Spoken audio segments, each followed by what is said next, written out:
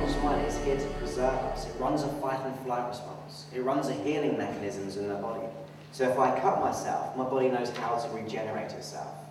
If I have the flu, it'll moderate my body to actually get it back into good health and make us tired so we sleep and re-energize ourselves and even increase the temperature.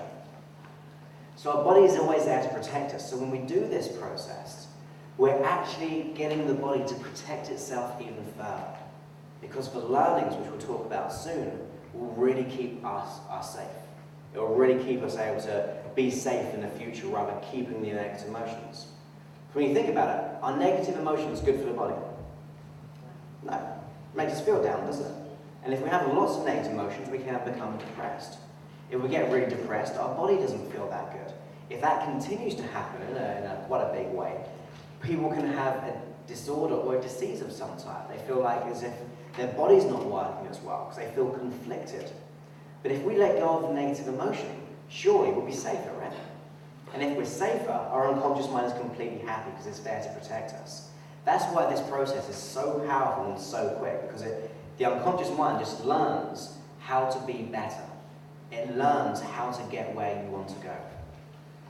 Next thing is, it stores memories.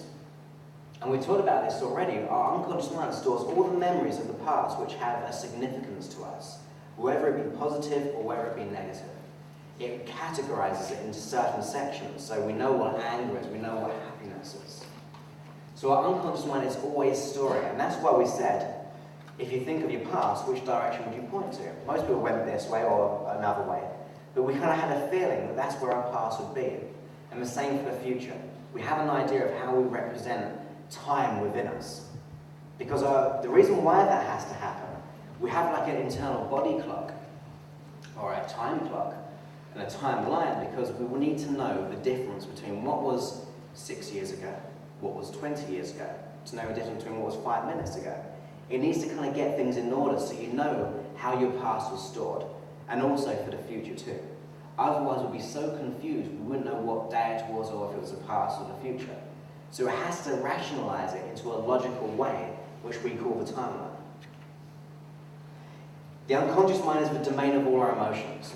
We don't consciously choose how we feel. We can try to change the way we feel, but our unconscious mind is the feeler. That's why when people are really frustrated, they can't just kind of click out of it, because they're feeling that emotion and it's unconscious. When we're happy, it's very hard to feel sad unless we really kind of push ourselves to watch something sad. And then our unconscious mind gets stimulated by that. But primarily, our unconscious mind is the domain of all our emotions. It holds them for us. And once again, it's there primarily to protect us. It represses memories too. Now, we hear this all the time, that when people go through a traumatic event, they can actually have a blank memory. Say if there's a car crash, someone cannot actually remember what happened because the body is trying to protect the person. So it doesn't have to feel or remember what was happening. Also, say if we go through trauma in the past, we can just bury it, can't we? It's better to kind of bury it so we don't have to face it for a while. So when people do go through trauma, it could be like a good 3 or 4 months where they kind of feel nothing.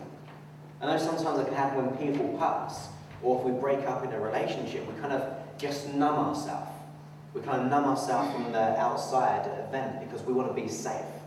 But then say 6 months later, then we can begin to grieve sometimes because we've had that time distance to kind of get more clarity, to know what we're dealing with. And then that emotion kind of bubbles up and we can just deal with it there and then. And once again, it says present memories here. So it presents memories to the conscious mind for rationalization and or resolution. So after that 6-month period of having lost someone, when the emotion comes up, it means your body tells you it's time to let go of it. It's time to rationalize it. And when you rationalize it, the emotion has to disappear.